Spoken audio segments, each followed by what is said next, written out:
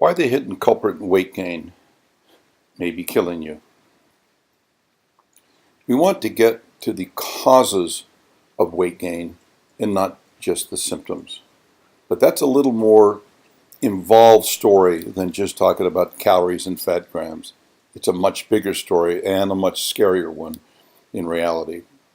You see, there are four major diseases that kill most of us in this country. The first is cardiovascular heart disease. The second is hypertension, which is high blood pressure, type 2 diabetes, and obesity. And 80% of us will die from one of those. 80% of all the causes of death. You hear a lot about cancers and other types of things, but these are the four things that consume most of our healthcare budget in this country and is going to kill most of us. Now, it wasn't obvious 20 years ago what made these four work together. And so it was called Syndrome X. Somehow or other, it was understood that they were somehow connected because a person who had one often had another. Or, for example, if they have diabetes, they often were overweight. Or if they had diabetes, they often got hypertension. And so it was this coincidence that they were all together. And somehow they were working together, but it was not a known way. So it was called Syndrome X for a long time, and then as more began to be known about it, it began to be called the Deadly Quartet. And then about 10 years or so ago, it started to be called the Metabolic Syndrome, and that's what it's still called today. And it started because the research was coming in that showed that all four of these had one thing in common. They were all initiated by persistent body-wide inflammation. And when that became known and the research came in, it showed that these four diseases were all just different tips of exactly the same iceberg. That they were all connected to the same base that began with persistent inflammation, and it would progress to insulin resistance and hyperinsulinemia, which were common factors in these deadly chronic lifestyle diseases. So basically, they're all different manifestations of the same disease. And why you get one as opposed to another has more to do with how you eat, how you exercise, or how often you exercise, and how vigorously, and your genetics. And that's the beginning place that we have to have if we really want to understand how to lose weight and keep it off permanently. Now, there's causes are linked. We know that now, and there are proven solutions. And when we do that, we can have a system-wide effect in the body. So what is the solution? Well, the solution to these is shrinking the base of the iceberg, which means when you do that, when you reduce that base, all four are also reduced, as you can see. So what is inflammation? Inflammation, when it's your friend, is your body's natural defense to repair tissue damage. Your immune system kicks in with white blood cells rushing to the site of injury. That's when it's your friend. But when it's your enemy, persistent low-grade inflammation overwhelms the body's immune system and begins to attack even healthy tissue.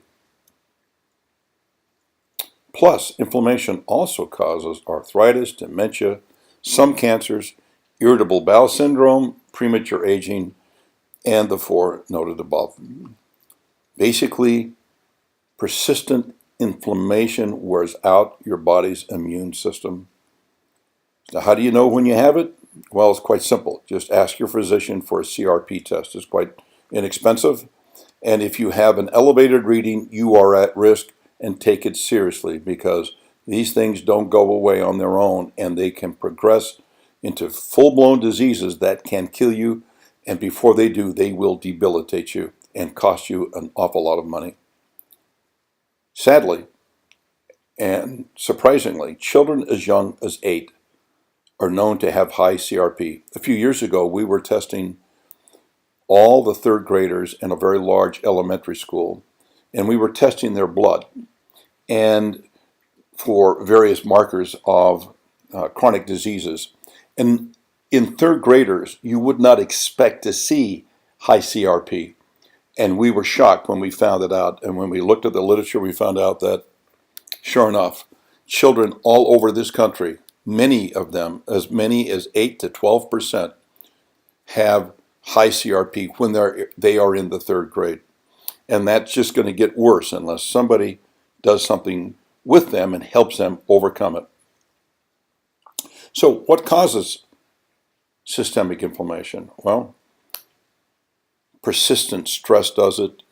Poor gut health, eating the wrong kind of food, so it gives you poor gut health. Food allergies can cause it. A diet high in simple carbohydrates or refined sugars, basically manufactured foods, will do this. And lack of exercise is a huge risk factor for it. And excess alcohol can be part of it. And eating too many animal products is a known factor for it. Sugary drinks, including fruit juices and high fructose corn syrup, can also cause it. Now, fruit is great. Eat your fruit. Don't drink it, because when you drink it, you get too much of the sugar and not enough of the fiber. And surprisingly, one of the big causes of inflammation is excess body fat. So how do you prevent or treat it? Well, green tea really helps if you're drinking a lot of pure water, and fermented foods like kefir and yogurts and other foods that are fermented are very good at attacking this head on. Moderate exercise most days of the week will make a huge change in it.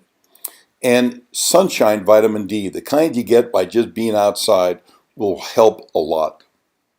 And more omega-3 DHA will help significantly, and very important at the same time, to get less omega-6. You may not know a lot about them, but look them up, because they're the keys to understanding how to really keep your body and your health in balance, as well as inflammation, but a lot of other things that they will do for you. High fiber, both soluble and insoluble, and a high plant-based diet is a key way to prevent it. And food for gut health, which includes prebiotics and probiotics. These are foods that feed the healthy gut bacteria and the healthy gut bacteria themselves, which you can get from different foods, and you need to go look for those in your store. And you need to check for food allergies, especially for gluten, dairy, and soy, because these are very common. And many people don't realize it, but they're eating these foods every day, and they don't understand that they're creating inflammation. Not everybody's allergic to them, and some people are just slightly allergic to them. I know myself, I am slightly allergic to gluten and very allergic to dairy, but it took me 40 years to find those things out. So you need to check for those things. And good sleep and lower stress will make a huge difference when you do all this. So how do you prevent or treat high inflammation? It's going to have to be a lifestyle change. There is no other way to do it. You've got to change the fundamentals of your life as if your life depended upon it. And you know what? Your life does depend upon it. Now, looking at that list, did you notice anything? When you eat that way, when you change your lifestyle that way to lower your inflammation, you will lose weight. You will lose weight. Attacking inflammation head on and working from that list that you just saw, you will lose weight as a result. So what's the number one way to prevent or treat inflammation? Is to lose weight. What does that mean? Well, fat tissue itself creates added inflammation. The more fat tissue you have in your body, the more it excretes substances that creates inflammation. So You start out with high inflammation, and as you gain weight because of it, you're going to have more fat cells, and more fat cells create more inflammation. It's a vicious cycle that's going to cause a lot of problems for you. And so you've got to step off of that. So you've got to lose weight, because when you lose weight, you have less fat. And when you have less fat, you have less inflammation. And when you have less inflammation, guess what? It's circular. It goes back around and you have less weight. So control your inflammation and you can control your weight. So will you control your inflammation, making your weight loss easier and healthier? Or will you let the hidden culprit of inflammation slowly kill you with those chronic diseases that we just mentioned?